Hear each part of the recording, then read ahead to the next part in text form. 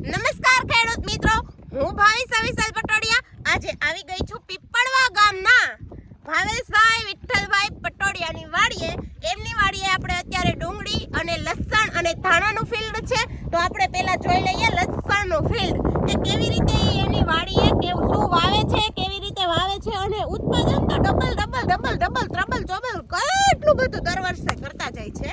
તો આપણે હવે મળીએ લસણભાઈને કે જે ખેતરમાં ઊભા છે, લીલાછમ છે, એકદમ મોટા મોટા ગાંઠિયા બનવાના છે આના.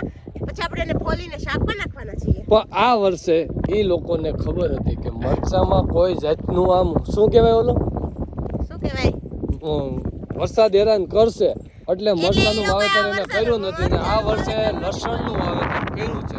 લસણ તમે જોઈ શકો છો કેવું લસણ છે કે આ વર્ષે લસણના ભાવ આસમાને પતંગની જેમ ચડી જવાના છે. તો ભાવેશભાઈ લસણ વાવ્યું છે, થોડાક આમ ધાણા વાવ્યા છે અને એની પછી ડુંગળીનું વાવેતર કર્યું છે. અને આમાં પેલા કપાસ હતો મારા ખ્યાલથી આમ ક્યાંક કપાસ હતો ઓલી બાજુ અને ખાવા માટે મરચા વાવેલા છે. ક્યાં? હા એ તો આમ કે તો ઘણું નાનકડું મકાન બનાવેલું છે. પછી કઈ બીજું કઈ અહીંયા હાલવા માટે રસ્તો બનાવેલો છે. હા અને આ પાણી પાવા માટે ધોરિયો બનાવેલો છે.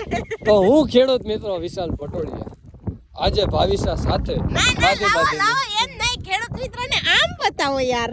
હાલો તો ખેડૂત મિત્રો હું વિશાલ પટોડિયા નહીં ચલેગા.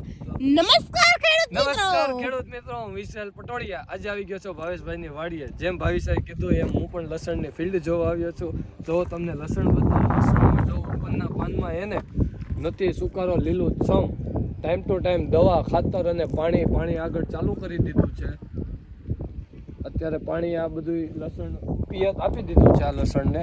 અને આમાં એ લોકોએ જે મેં પ્રોડક્ટની એડવર્ટાઈઝ કરી છે એ લોકોએ તે પ્રોડક્ટનું ખાતર નાખ્યું છે. તેના કારણે જો લીલું છમ દેખાય છે એનું લસણ.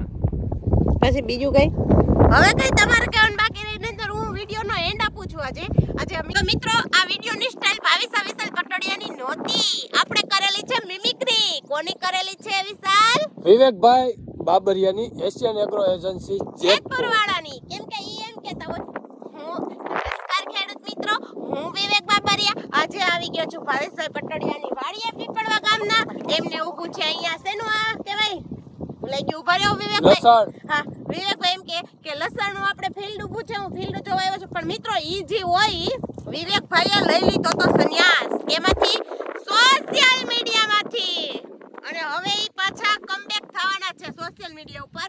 ઈ આપણે એમને વિનંતી કરી છે કેમ કે ખેડૂત મિત્રોને ઈ સાચી સારી અને સસ્તામાં પતે ને એવી દવાની માહિતી આપતા વિડીયો દ્વારા કે બતાવતા રૂબરૂ ઈ ગમે ત્યાં ગામડે જતા ખેતરમાં ઈ વિડીયો બનાવીને બતાવતા એટલે ઘણા ખેડૂત મિત્રોને ઉપયોગી થાય એમ છે. જો તમે ખેડૂત હોય તો આજે જ વિવેકભાઈ બાબરિયા કરીને છે ફેસબુકમાં, એમનું પેજને ફોલો કરી લ્યો કેમ કે એને આપણે પાછા લઈ આવવાના છે. એને ઓલું શું કહેવાય સંન્યાસ લીધો હોય ને ત્યાંથી એને પાછા આપણે ખેતરના સંસારમાં લઈ આવવાના છે, ખેતીવાડીના કામે વરગાડવાના છે. એટલે આપણી એવી વિનંતી છે કે હું ભાવિસા વિશાલ પટોડિયા વિવેકભાઈ બાબરિયા તમને નમ્ર વિનંતી કરું છું કે આપણા દેશના ખેડૂત માટે તમે આવો અને એમને જાગૃત કરો કે કયા પાકમાં કેનું વાવેતર કરવું, કેવા ખેતરને કેવી દવા આપવી, બધું તમે જાણો છો. તો યાર શું કામ ને આવું કરો છો મારા ખેડૂત ભાઈઓ? અરે